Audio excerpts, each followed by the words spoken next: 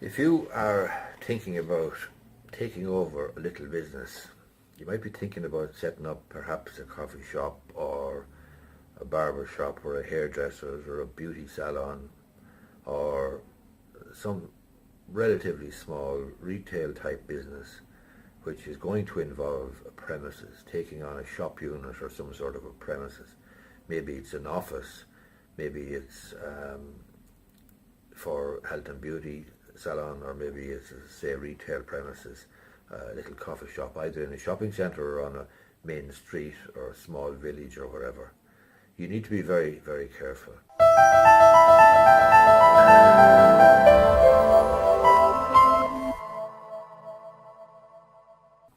What you are setting out to do is set up a small business for yourself.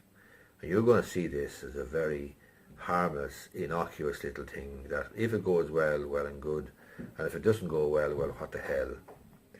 And therefore, you're going to perhaps walk into a situation where you're taking on onerous legal obligations in the form of a lease for a premises without spending a few bob and carrying out the proper checks and balances and due diligence that will be required.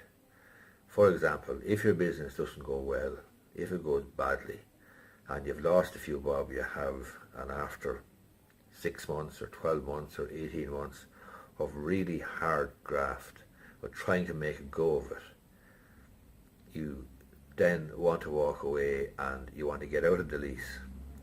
And then you discover that you've actually signed up a lease for 5 years, 10 years, 15 years, 20 years.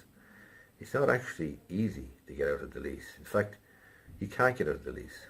You have signed up a legal contract, a legal document to take a particular premises and to pay rent to the landlord. Now, the landlord could care less whether you're making money or not. Clearly, it's in his or her best interest that you do make money, because there's a bigger chance that you're going to pay the rent then. However, if you don't make money, the landlord is perfectly happy and satisfied that he has a valid lease in place and he's entitled to be paid, or she's entitled to be paid.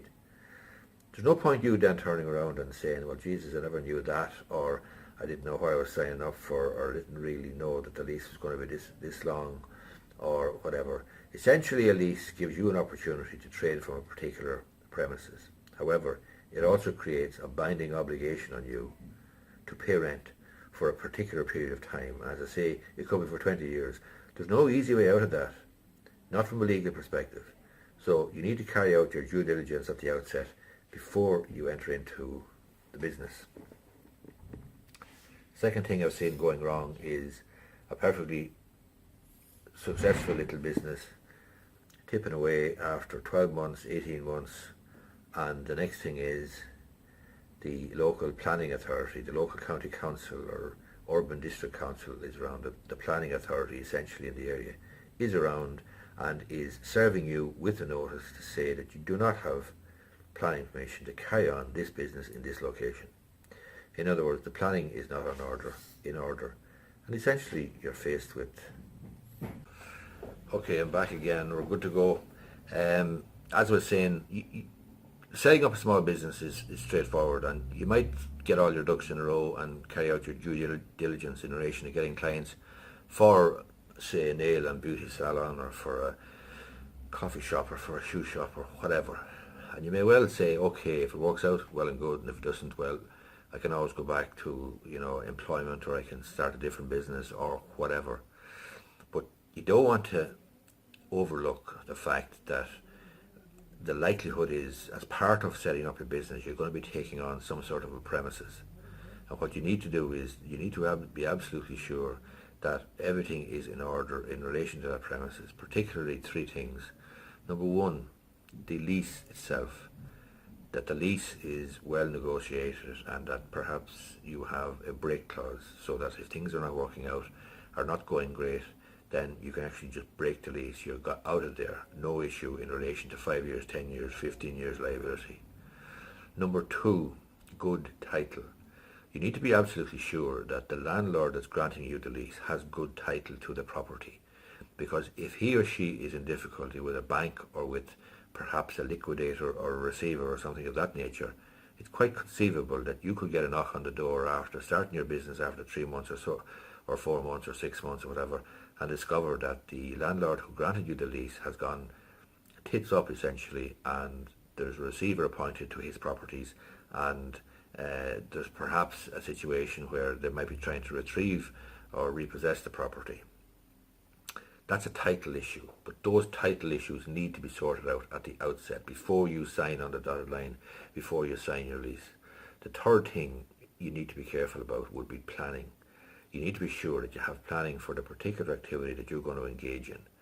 It's a real bummer to run a business, start a business, sweat, blood and tears in order to develop your business, and then out of the blue some bureaucrat arrives from the council, the local authority, the planning authority, saying, look, you don't have planning permission for fast food or for sit down or for this particular activity that you're engaged in.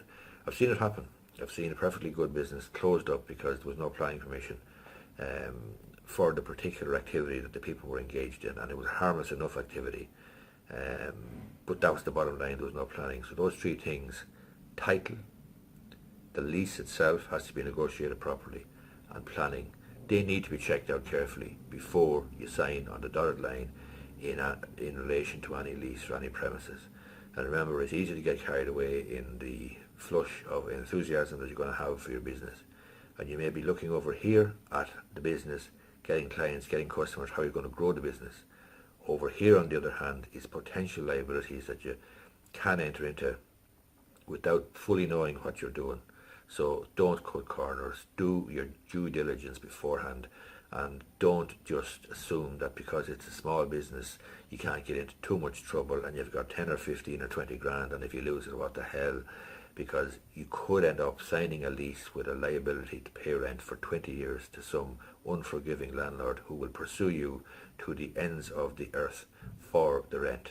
Or you could find your business is absolutely flying, you're going great for 9 months, then out of the blue some guy appears and says, look, you have no planning permission for this, you need to close up until you get. So that's, don't get carried away. Do your due diligence. Get a guy like me or get a guy like whoever or a girl to do the job, but spend a few bob and get your ducks in a row, get your research done, and just make sure everything is in order, because it's difficult enough to build a business to succeed without making a balls of something that you could have taken care of beforehand for the sake of spending a few bob. Hope you find this useful.